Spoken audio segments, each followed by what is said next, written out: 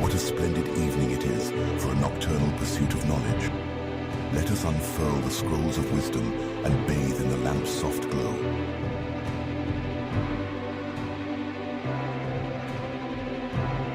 You seek to harness the power of the Pomodoro technique to tether your wandering attention to your tasks. A worthy endeavor indeed. Let us initiate this exploration, not with blunt instruction, but with the gentle touch of narrative. Pray, lend your ear, and let us delve into a tale.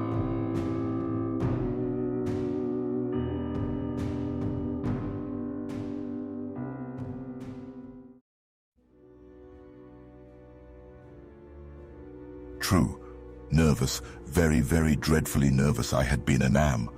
But why will you say that I am mad? The disease had sharpened my senses, not destroyed, not dulled them. Above all was the sense of hearing acute. I heard all things in the heaven and in the earth. I heard many things in hell. How then am I mad? Hearken and observe how healthily, how calmly I can tell you the whole story.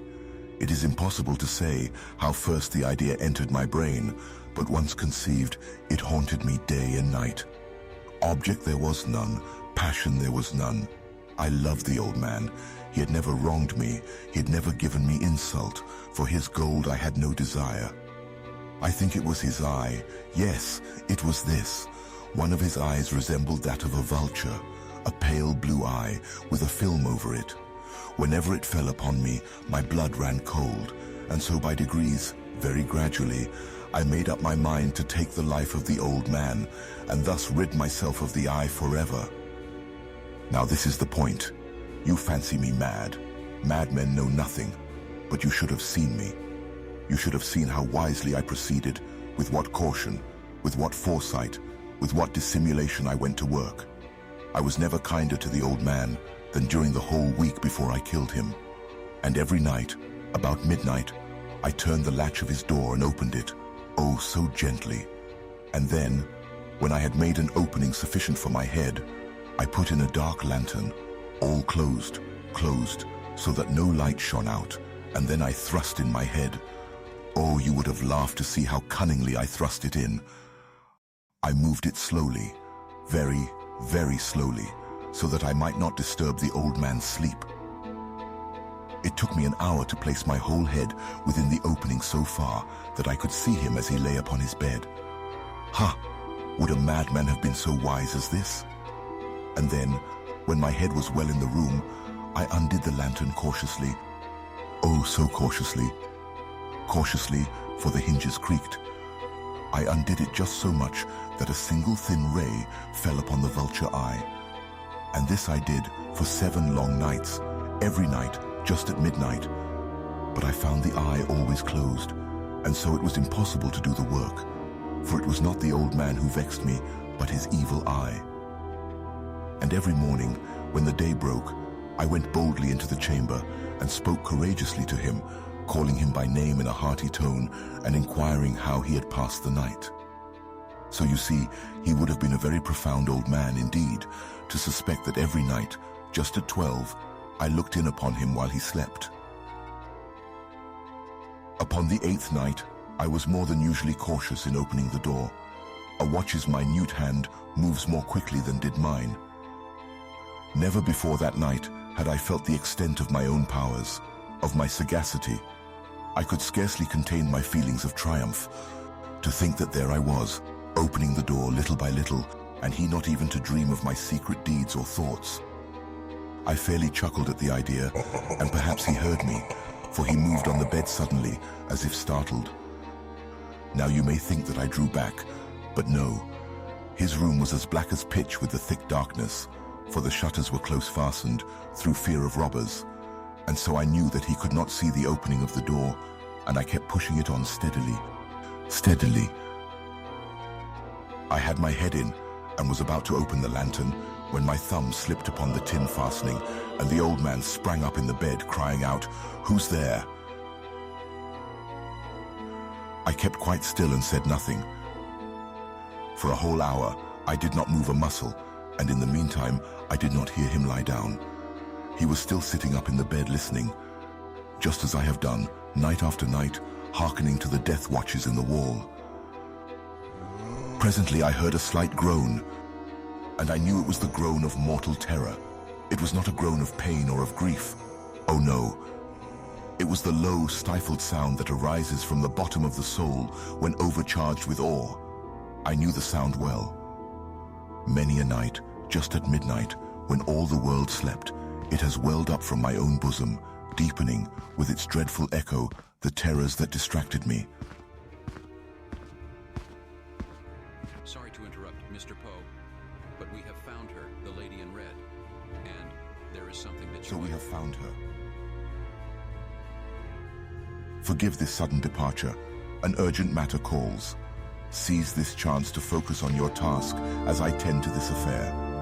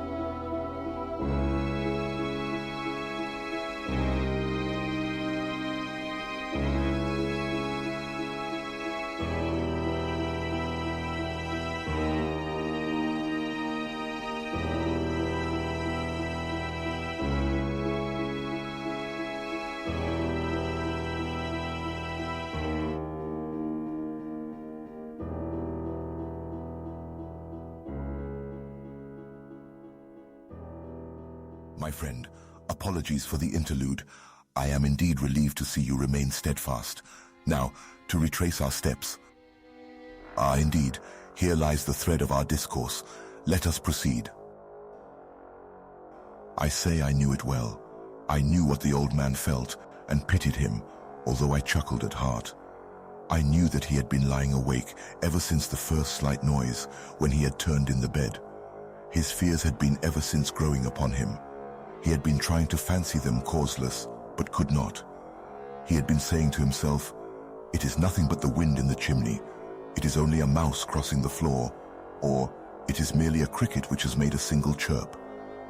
Yes, he has been trying to comfort himself with these suppositions, but he had found all in vain, because death, in approaching him, had stalked with his black shadow before him and enveloped the victim. And it was the mournful influence of the unperceived shadow that caused him to feel, although he neither saw nor heard, to feel the presence of my head within the room. When I had waited a long time, very patiently, without hearing him lie down, I resolved to open a very, very little crevice in the lantern. So I opened it.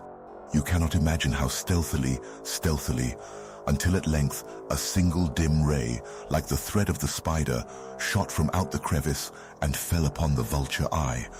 It was open, wide open, and I grew furious as I gazed upon it. I saw it with perfect distinctness, all a dull blue, with a hideous veil over it that chilled the very marrow in my bones. But I could see nothing else of the old man's face or person, for I had directed the ray as if by instinct, precisely upon the damned spot.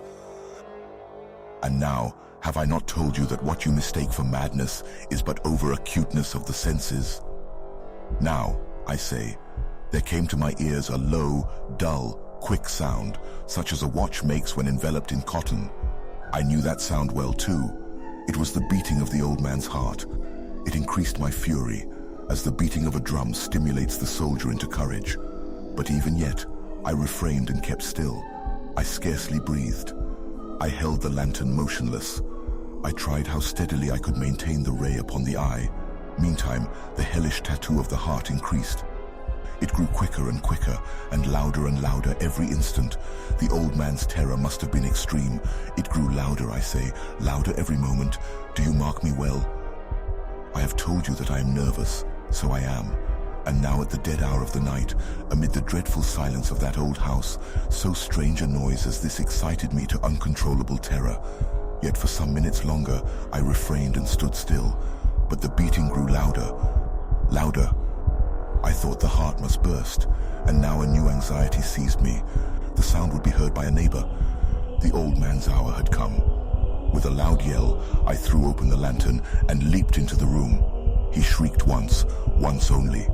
In an instant, I dragged him to the floor and pulled the heavy bed over him. I then smiled gaily to find the deed so far done. But for many minutes, the heart beat on with a muffled sound. This, however, did not vex me. It would not be heard through the wall. At length it ceased. The old man was dead. I removed the bed and examined the corpse. Yes, he was stone dead. I placed my hand upon the heart and held it there many minutes. There was no pulsation. He was stone dead. His eye would trouble me no more. If still you think me mad, you will think so no longer when I describe the wise precautions I took for the concealment of the body. The night waned, and I worked hastily, but in silence. First of all, I dismembered the corpse. I cut off the head and the arms and the legs. I then took up 3 planks from the flooring of the chamber and deposited all between the scantlings. I then replaced the boards so cleverly, so cunningly, that no human eye, not even his, could have detected anything wrong. There was nothing to wash out, no stain of any kind, no blood spot whatever. I had been too wary for that. A tub had caught all. When I had made an end of these labors, it was 4 o'clock, still dark as midnight. As the bell sounded the hour, there came a knocking at the street door. I went down to open it with a light heart, for what had I now to fear? There entered 3 men, who introduced themselves, with perfect suavity, as officers of the police. A shriek had been heard by a neighbor during the night. Suspicion of foul play had been aroused. Information had been lodged at the police office, and they, the officers, had been deputed to search the premises. I smiled, for what had I to fear? I bade the gentleman welcome. The shriek, I said, was my own in a dream. The old man I mentioned was absent in the country. I took my visitors all over the house. I bade them search well. I led them at length to his chamber. I showed them his treasures, secure, undisturbed. In the enthusiasm of my confidence, I brought chairs into the room and desired them here to rest from their fatigues, while I myself, in the wild audacity of my perfect triumph, placed my own seat upon the very spot beneath which reposed the corpse of the victim.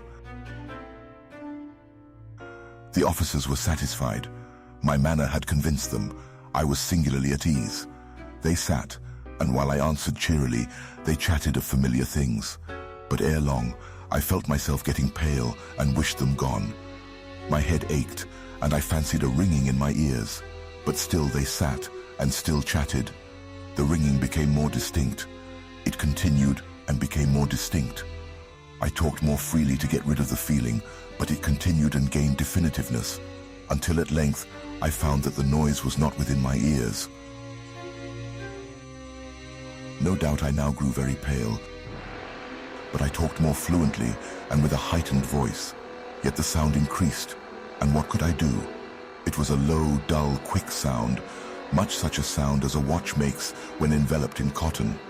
I gasped for breath, and yet the officers heard it not. I talked more quickly, more vehemently, but the noise steadily increased. I arose and argued about trifles in a high key and with violent gesticulations, but the noise steadily increased. Why would they not be gone? I paced the floor to and fro with heavy strides, as if excited to fury by the observations of the men, but the noise steadily increased. Oh God, what could I do? I foamed, I raved, I swore. I swung the chair upon which I had been sitting and grated it upon the boards, but the noise arose over all and continually increased. It grew louder, louder, louder, and still the men chatted pleasantly and smiled. Was it possible they heard not? Almighty God! No, they heard, they suspected, they knew. They were making a mockery of my horror. This I thought, and this I think, but anything was better than this agony. Anything was more tolerable than this derision. I could bear those hypocritical smiles no longer. I felt that I must scream or die. And now again, hark, louder, louder, louder, louder. Villains! I shrieked, dissemble no more. I admit the deed. Tear up the planks. Here. It is the beating of his hideous heart.